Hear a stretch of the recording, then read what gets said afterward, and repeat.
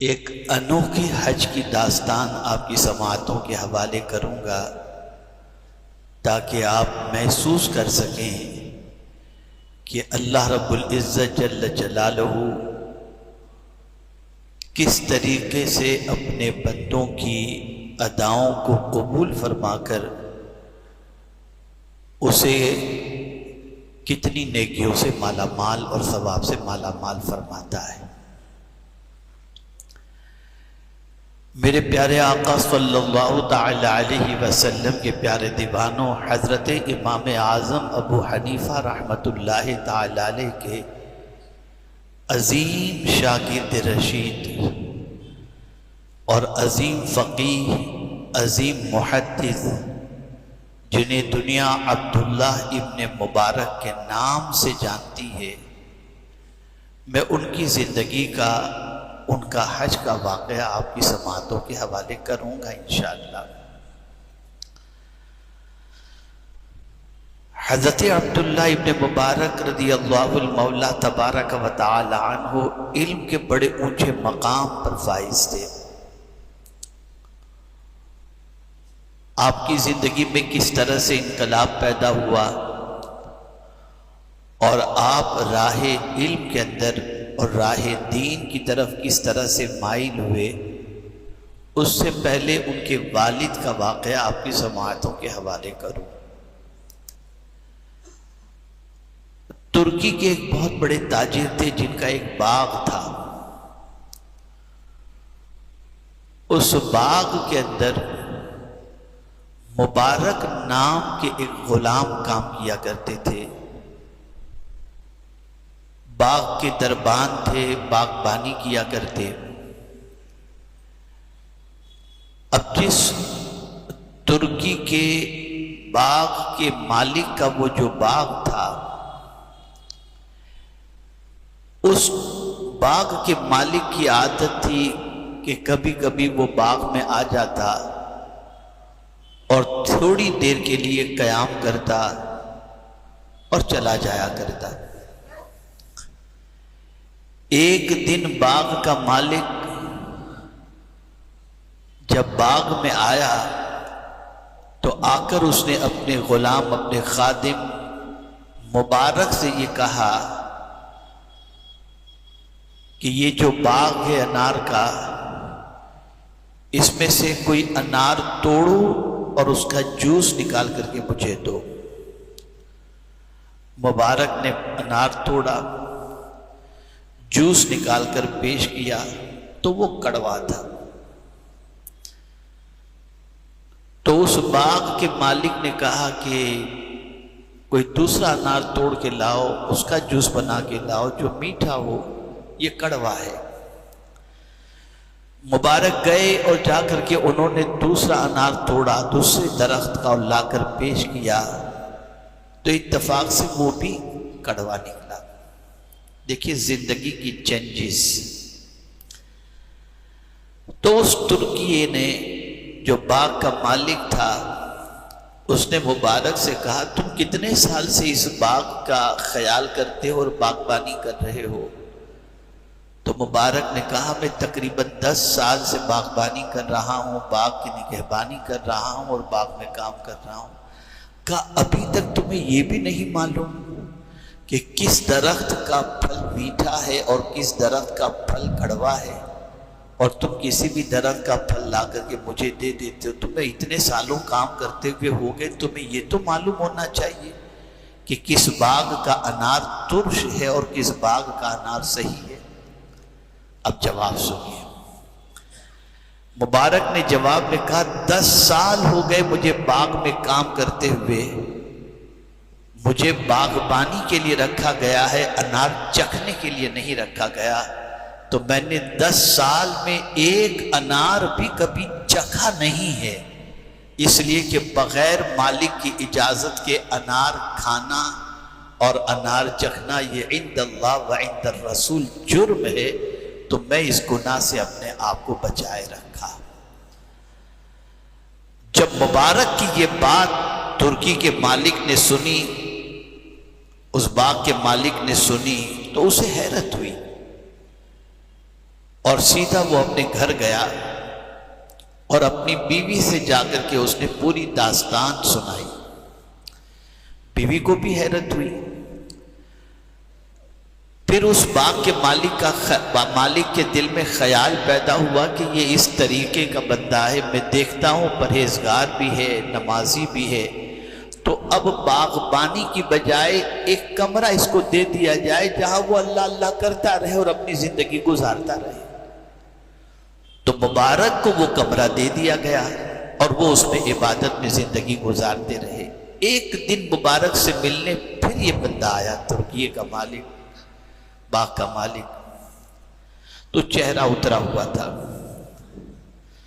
تو مبارک نے پوچھا کیا بات ہے مالک، آج تمہارا چہرہ اترا ہوا ہے؟ کہا کیا بتاؤں، ایک مشورہ کرنے کے لیے آیا ہوں، اور یہ اب جو میں کہنے جا رہا ہوں اسے غور سے سنیے گا، اور آج کے مسلم لوکیلٹی اور مسلم سوسائٹی کی مینٹلٹی کو دیکھیے گا کہ ہم کہاں جا رہے ہیں۔ باغ کے مالک نے کہا کہ مبارک یقیناً میں ٹینشن میں ہوں، اللہ نے مجھے بہت نوازا ہے، کوئی کمی نہیں ہے میرے پاس، لیکن میری ایک بیٹی ہے، اللہ نے اسے بھی بہت حسن سے اور ساری چیزوں سے نوازا ہے۔ میری بیٹی کے بہت رشتے آتے ہیں، بڑے بڑے وزیروں کے یہاں سے ادھر سے ادھر سے بہت رشتے آتے ہیں، لیکن میں سمجھ نہیں پا رہا ہوں کہ میری بیٹی کو کہاں بیاہ کر کے دوں، تم کوئی مشورہ دو۔ تو اب مبارک نے جواب میں کہا کہ دیکھیے حضور صلی اللہ علیہ وسلم کا ایک ارشاد میں آپ کو سنا دیتا ہوں جس کا مفہوم ہے کہ یہودی اپنی بچی کی شادی کرتا ہے مال دیکھ کر۔ توجہ چاہوں گا جو جملہ عرض کر رہا ہوں، یہودی اپنے بچی کی شادی کرتا ہے مال دیکھ کر، عیسائی اپنے بچی کی شادی کرتا ہے حسن دیکھ کر، اور سرکار نے فرمایا مومن اپنی بچی کے لیے رشتہ ڈھونڈتا ہے اور شادی کرتا ہے دین دیکھ کر۔ تو میرا مشورہ آپ کو یہی ہے کہ جہاں آپ کو دین زیادہ نظر آئے وہیں پر اپنی بچی کا آپ بیاہ کریں، تاکہ آپ کی بچی کی دنیا بھی سنور جائے اور آخرت بھی سنور جائے۔ جیسے ہی مبارک نے یہ کہا وہ گھر پہنچے، کہا اپنا مسئلہ تو حل ہو گیا، اب اپنوں کو یہ دیکھنا ہے کہ جو بھی رشتہ آئے اس میں دیندار ہونا چاہیے۔ پھر رشتے آئے لیکن کوئی ایسا دینی مضبوط بندہ نہیں ملا، تو ایک دن میاں بیوی دونوں بیٹھے اور غور کرتے ہوئے یہ کہنے لگے کہ کیوں نہ اپنے مبارک کے ساتھ ہی اپنی بیٹی کا رشتہ کر دیا جائے۔ سرمایہ بہت تھا، کہاں سرمایہ اور کہاں ملازم۔ آئے اور آ کر کے مبارک سے کہا کہ کیا تم اس چیز سے خوش ہو کہ ہم اپنی بیٹی کا نکاح تمہارے ساتھ کر دیں؟ ہمارے لیے آسانی یہ ہوگی کہ بیٹی بھی ادھر ہی رہے گی، تم بھی رہو گے، اور تمہاری دینداری کی وجہ سے میری بچی کا مستقبل بہتر ہوگا۔ انہوں نے نکاح کے لیے حامی بھر لی، پھر نکاح ہوا، اور پھر اسی نکاح کے بعد اس عورت کے بطن سے حضرت مبارک کا بیٹا حضرت عبداللہ پیدا ہوا۔ ایک سوچ ملی، کیا یہ سوچ آج کے دور کے اندر نہیں ہے کہ ہم بھی یہودی کی سوچ کو دیکھتے ہیں کہ مال زیادہ جہاں ہو وہاں رشتہ کرتے ہیں؟ کیا یہ سوچ آج ہماری نہیں ہے کہ لڑکی کے اندر دینداری کی بجائے خوبصورتی کو پرائرٹی دیتے ہیں کہ لک کیسا ہے؟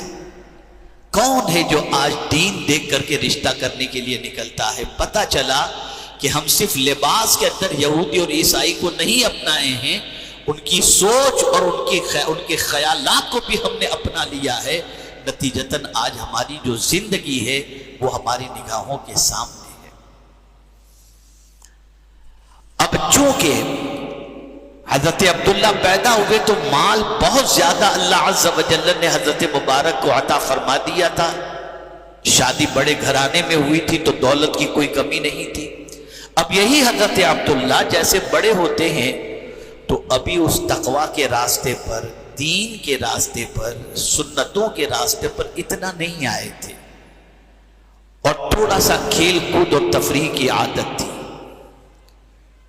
ان کے والد کو ہمیشہ ٹینشن رہتا کہ میرا بیٹا بھی تقویٰ کے راستے پر آ جائے، دین کے راستے پر آ جائے، لیکن عمومی طور پر جب بچوں کو ماں باپ کی طرف سے بغیر محنت کے دولت کی فراوانی مل جاتی ہے تو بچوں کے قدم کے بہکنے کے امکانات زیادہ ہوتے ہیں۔ جو لوگ اس فکر میں دولت جمع کرتے ہیں کہ میرے بچے کو آگے پریشانی نہ ہو اور سونے کی چمچ کے اندر میرا بیٹا کھاتا رہے اور آرام سے زندگی گزارتا رہے، ان کو سب سے پہلے اس بات کی فکر کرنی چاہیے کہ میرے بیٹے کو میں اتنے اخلاق اور عادات اور کردار سے آراستہ کر دوں کہ میرا بیٹا میرے مرنے کے بعد دین سے نہ بہک سکے۔ دولت تو آپ چھوڑ کر کے مرو گے، لیکن اگر اس کے پاس کردار اور اخلاق نہیں ہوگا تو یہی دولت اس کو برائی کے راستے پر لے کر کے جائے گی۔ حضرت عبداللہ ابھی اس راستے کے مسافر نہیں بنے تھے۔ ایک دن غیب سے آواز ان کے کانوں میں آتی ہے ایک آیت کی، کہیں جا رہے تھے کسی سے سن لیا، الم یأن للذین آمنوا ان تخشع قلوبہم لذکر اللہ، کیا ایمان والے کے لیے وہ وقت نہیں آیا کہ اس کا دل اللہ عز و جل کے ذکر سے خشیت پذیر ہو جائے؟ بس وہیں پر انہوں نے کہا لبیک، میرے لیے دن آ گیا، ایمان والے کے لیے اب وہ وقت آ گیا۔ انہوں نے توبہ کی، اپنے والد سے کہا کہ مجھے کہیں جانا ہے، کچھ رقم دیجیے۔ ان کے والد نے 30,000 اس زمانے کے درہم انہیں عطا فرمائے اور فرمایا جاؤ، اور تجارت کے لیے دیے کہ جاؤ بیٹا تجارت کرو، 30,000 درہم لے کر تم جانا چاہتے ہو تو۔ اب یہ 30,000 درہم لے کر کے گئے۔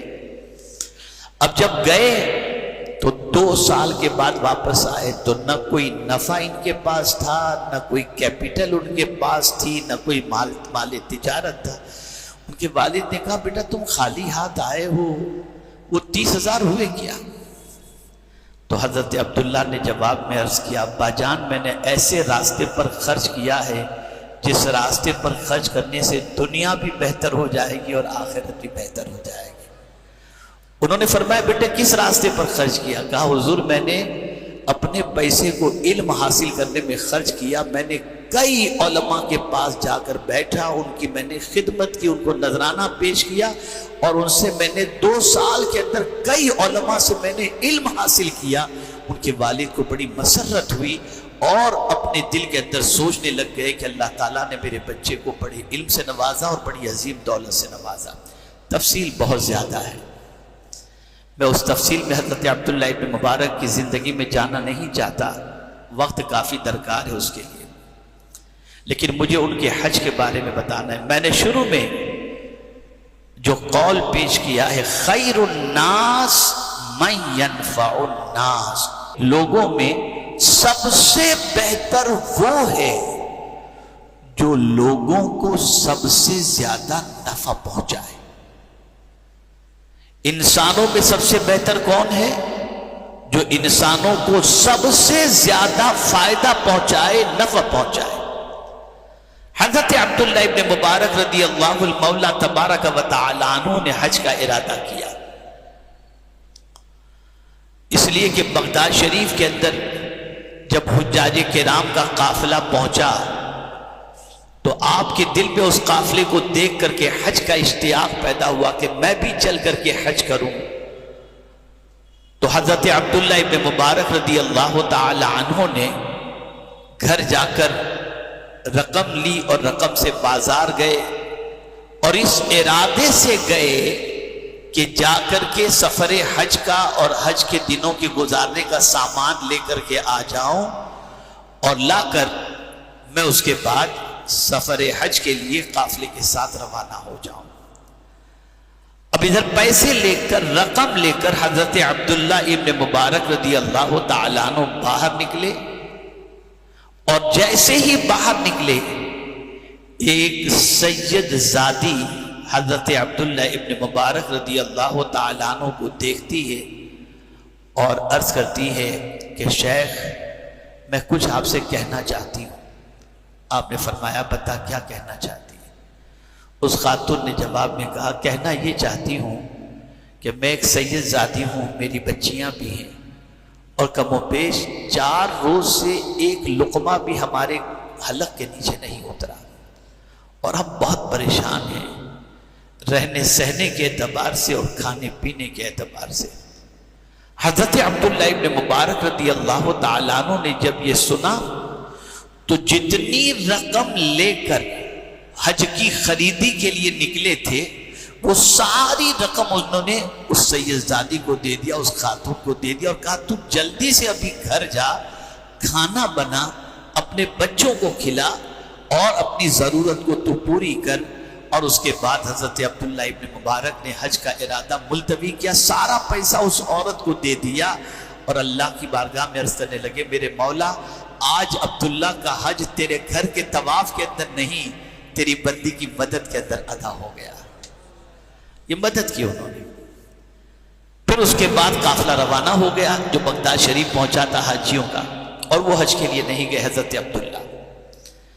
کافی دنوں کے بعد حجاج کرام کا قافلہ جب لوٹا تو چونکہ یہ بات بھی یاد رکھیں کہ حاجی جب حج کر کے آئے تو اس کی دعائیں لو، اس لیے کہ اس کے گھر پہنچنے سے پہلے وہ جس کے لیے جو دعا کر دے اللہ اس کی دعا کو قبول فرما لیتا ہے۔ یہ حاجی کا مقام۔ تو حاجیوں کی دعا لینے کے لیے پہنچے تو جس حاجی سے ملتے کہتے تھے مبارک، تم کو بھی مبارک، تم کو بھی حج مبارک۔ ہر حاجی حضرت عبداللہ ابن مبارک کو مبارکباد پیش کرتا، تم کو بھی حج مبارک، تم کو بھی حج مبارک۔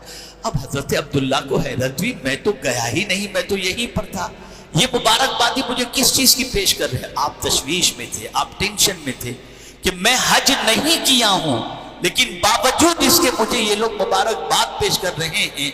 اسی ٹینشن میں وہ اپنا وقت گزار رہے تھے کہ ایک دن ظہر کے بعد وہ سوتے ہیں اور قیلولہ کرتے ہیں تو غیب سے آواز آتی ہے، عبداللہ صحیح ہے کہ تم حج کے لیے نہیں گئے، لیکن ہم نے تمہاری اس نیک کام کی وجہ سے تمہاری طرف سے ایک فرشتہ مقرر کیا تھا، جو فرشتہ تمہاری شکل میں وہاں جا کر کے حج کر رہا تھا۔